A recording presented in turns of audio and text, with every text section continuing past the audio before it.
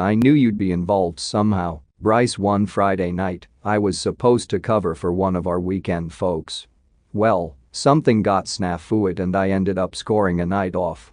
Being that I was 5 hours behind the curve, I decided to go to a friend's house and power drink. You see, when you're a workin' man, you don't have time for fruity drinks with umbrellas or watered-down cocktails. You have time for whiskey. And right the fuck now. This isn't a sweeper story per se, but it's the story of how I got the name, Bruiser. And it is a story very near and dear to my heart. It was one of those magical parties that started out as, let's have a few people over, and dropped the hammer and blossomed into there are 200 people here, some guy is puking on a tree, and who the fuck is finger banging his girlfriend in my utility closet.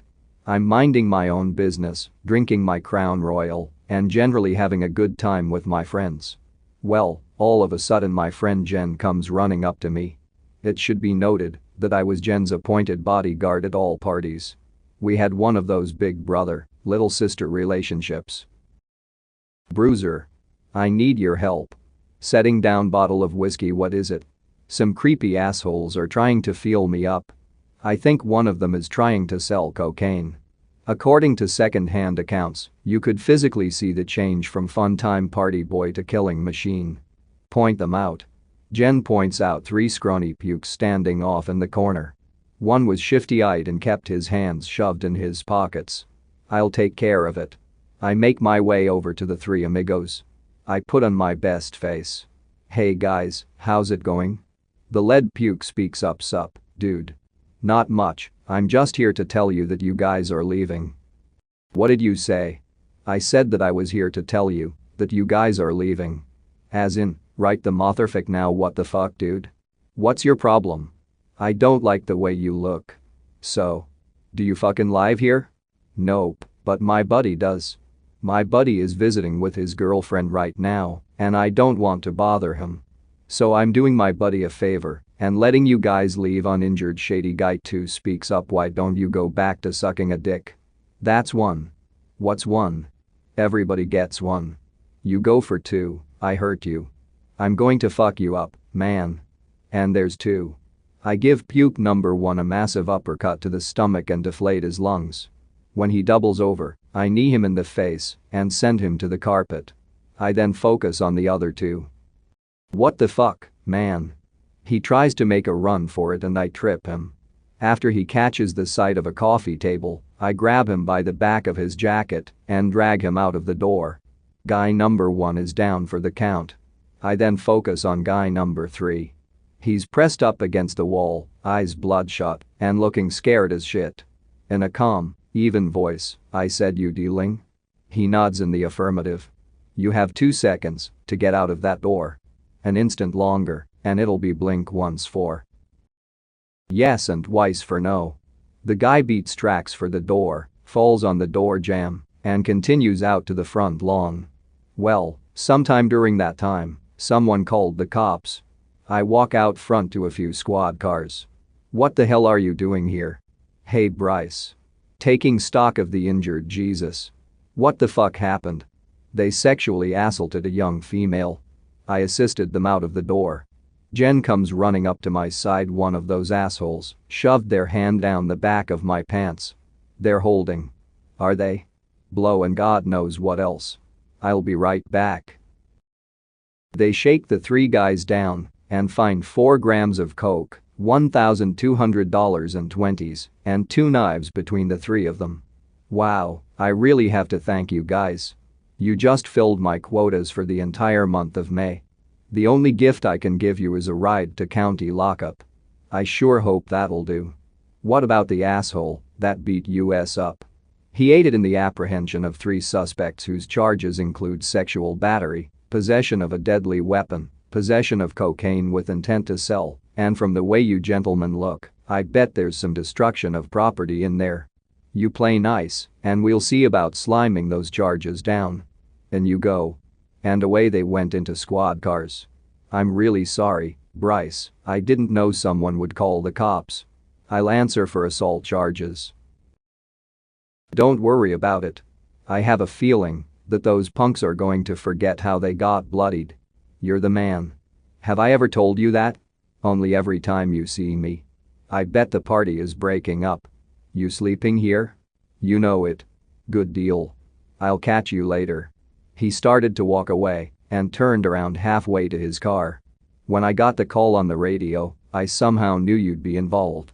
I mean, what Friday night wouldn't be complete without you making work for me?" Naked hiker, like most of these stories, I was out on a night like any other.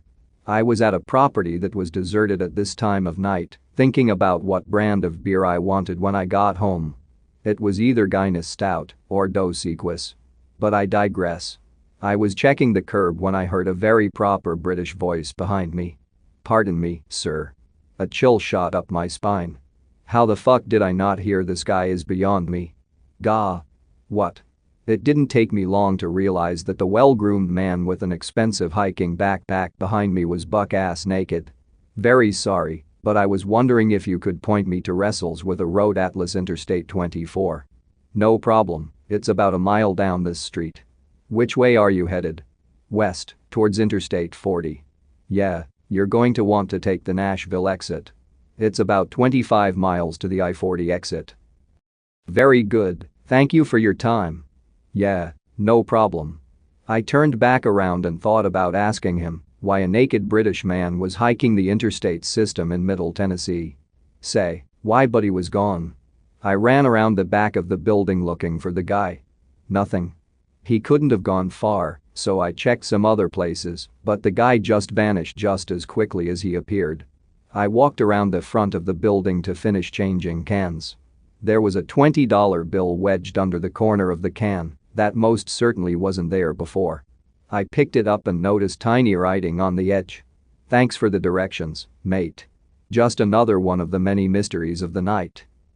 Not what you were expecting. Part 3. It was a Saturday afternoon.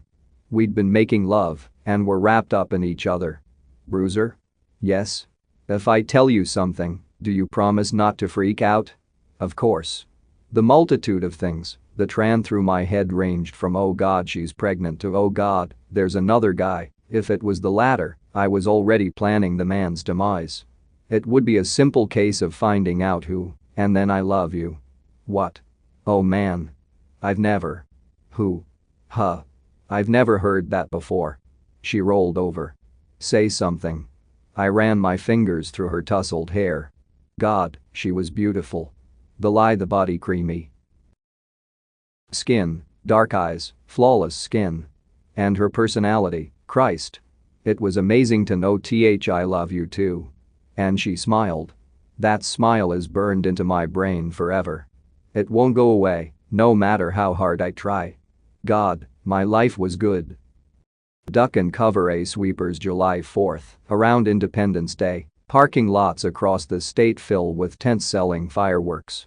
Usually, they are family run and keep a family member overnight at the tent to watch over the wares.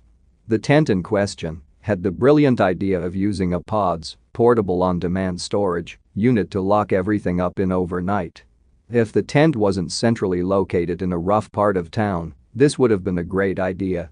Well, I pulled into the lot and my sweeper senses started tingling. I cruised over to the tent and found some kids robbing the PODS unit. They had used a hammer to bash through the front and open the door. Fireworks were splayed out everywhere in front of the unit. Caught red-handed, the kids started to bolt.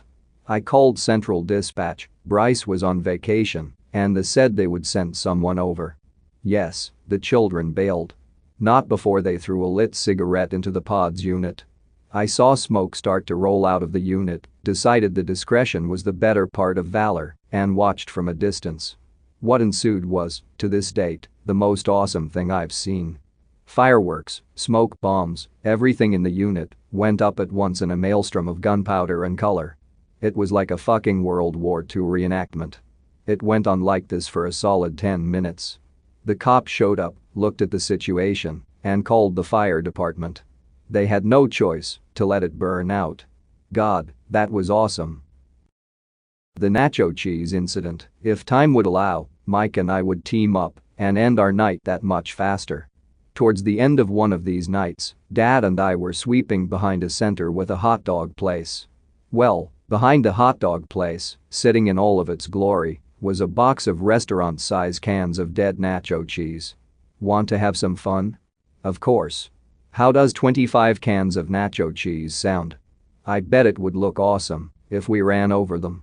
Exploding cans of cheese. Exploding cans of cheese. Get out and set up one of them. I hopped out and set up one of the huge cans sideways about 20 yards from Mike. Okay, let her rip. He gunned the engine and hit the can at 30 miles an hour. POW, the can exploded, cheese going everywhere over the truck. Muahaha. Nice. My turn. Set up 5 in a row. Mike set them up, I dropped the hammer and hit the cans at 50 miles an hour. Pop pop pop pop pop. It was like a giant tidal wave of cheese hit my truck. Dead cans were getting trapped under it, leaving a trail of sparks behind me. This continued on for the next 10 minutes. 2 grown men giggling like schoolgirls at exploding cans of cheese. It wasn't our fault they sounded like gunfire. It wasn't our fault there was an apartment complex right in front of us. A cop pulled around behind a store right as Mike nailed another can. From his angle, he couldn't see where the sound was coming from. He bolted out of his car. Dropped the weapon. The cop finally sees our trucks, covered in nacho cheese. What the hell? Exploding cans of nacho cheese, sir. Why? They won't go into the truck, so we have to run them over to save space. EPA and company regulations. My hands are tied. No guns. No guns. Carry on. And he drove off. Well, eventually the night ended and we drove our trucks back to the barn. It turns out that the wash bay was down for repairs again, so we had to leave a maintenance slip. Driver, Bruiser truck, the one covered in nacho cheese. Repair requested, I can't see out of the windshield very well. Notes, you should have been there. Driver, Mike truck, the other one covered in nacho cheese. Repair requested, ditto notes, yeah, it was pretty bitchin'.